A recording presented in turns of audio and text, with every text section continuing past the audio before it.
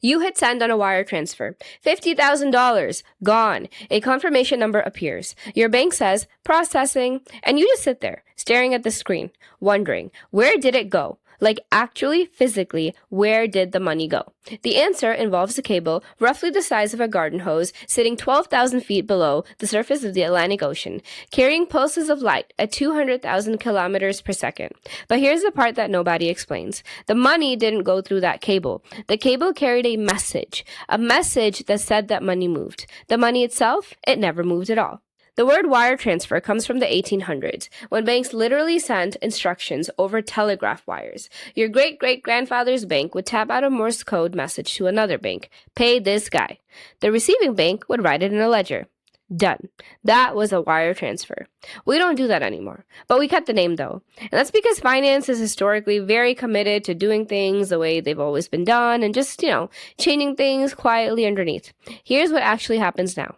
You're at your bank. New York. You want to send money to London. You fill out the form. Account number, IBAN, routing code, the specific combination of numbers that, if you type wrong, sends $50,000 into the void. You hit send. Now, the bank does two things immediately. One, it debits your account. The number goes down. Two, it generates a message. Not money, a message. This message gets formatted into something called an MT103, message type 103. It is the most boring piece of XML you have ever seen in your life. But every bank in the world agrees that this specific format means wire transfer instruction. It contains who's sending, who's receiving, how much, which currency, reference numbers, the whole situation. This message gets handed to SWIFT, Society for Worldwide Interbank Financial Telecommunication, founded in Brussels in 1973 by 239 banks from 15 countries who were exhausted from sending each other telex messages and making phone calls every time they needed to move money internationally. Here is the single most important thing to understand about SWIFT. It is not a bank. It does not hold money. It does not move money. SWIFT is a messaging network. That's literally it. Think of it like a very, very secure, regulated group chat, okay?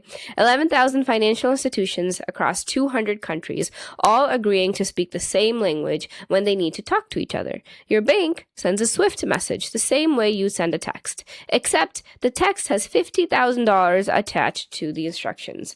And the garden hose is involved here. Your MT103 hits the SWIFT network and gets routed towards Barclays in London. To get there, it travels through fiber optic cables running along the bottom of the ocean. Now, let's talk about those cables for a minute, because this is the part that should genuinely stop you for a second.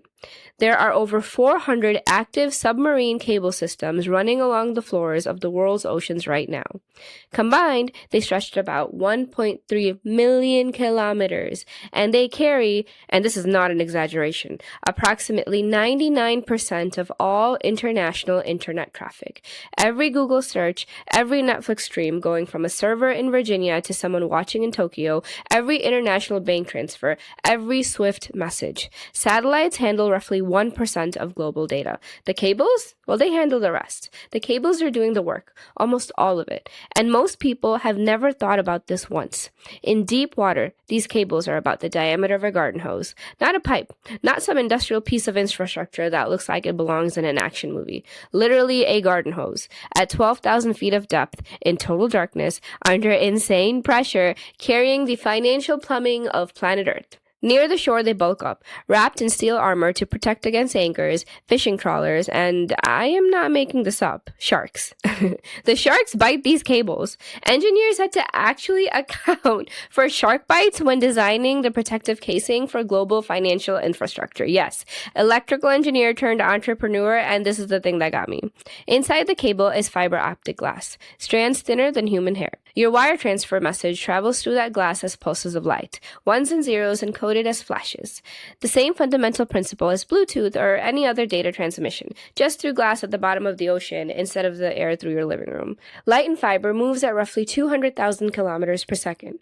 That's about 2/3 the speed of light in a vacuum. It slows down because glass is denser than empty space. The light bouncing off the inner walls of the strand through total internal reflection, staying inside the fiber the whole way. New York to London by undersea cable is about 9,000 kilometers. Your message covers that distance in approximately 45 milliseconds one way. You blinked and it was already there. Okay, the message arrived in London, so the money transferred, right? Here's where it gets strange. When your MT-103 hits the bank in London, what happens is not that money teleports across the Atlantic. What happens is a number in a database in New York goes down, and a number in a database in London goes up. That is the international transfer of wealth. 2 spreadsheet changes. Yeah, that's it. The cable carried the instruction, the banks executed the instruction, and the money, which was already just a number, is now a different number in a different place. Your $50,000 was never a physical thing traveling anywhere. It was always just an entry in a ledger. The garden hose at the bottom of the ocean carried that note that said to change the entry. That's the whole mechanism. But here's where it gets even more interesting. Because your bank in New York and Barclays in London probably don't have a direct relationship with each other. So the wire doesn't go in a straight line. This is called correspondent banking. If your bank doesn't have a direct account at the destination bank, it needs an intermediary, a corresponding bank that has relationships with both sides. So your transfer might go, your bank, JP Morgan, who say has a relationship with HSBC UK, Barclays, and then the recipient. Each hop in that chain is another ledger entry. Another set of accounts adjusting, and each correspondent bank sitting in the middle, they charge a fee, which explains why international wire transfers cost $25 to $50, even though the actual cost of sending that SWIFT message is basically nothing. The fee isn't for the technology. The technology is fast and cheap. The fee is for the relationships. The correspondent banking network is decades of trust between institutions, and they charge rent for existing in it. Now, if you're sending money domestically, Chase to Wells Fargo, there's no oceans involved, okay? SWIFT isn't even in the picture. That goes through Fedwire, operated by the Federal Reserve. Fedwire is what's called a real-time gross settlement system. Every transaction settles individually, immediately, and finally. No batching, no waiting overnight. When you move money from Chase to Wells Fargo, what happens is Chase's reserve account at the Federal Reserve goes down, and Wells Fargo reserve account at the Federal Reserve goes up. The Fed is the ultimate middleman for American banking. Every major bank keeps an account there, like a checking account, but for banks. Domestic wire transfers are just the Fed rearranging the numbers between those accounts. Fedwire processes about $4 trillion in transactions every single weekday. Not billion, trillion. $4 trillion.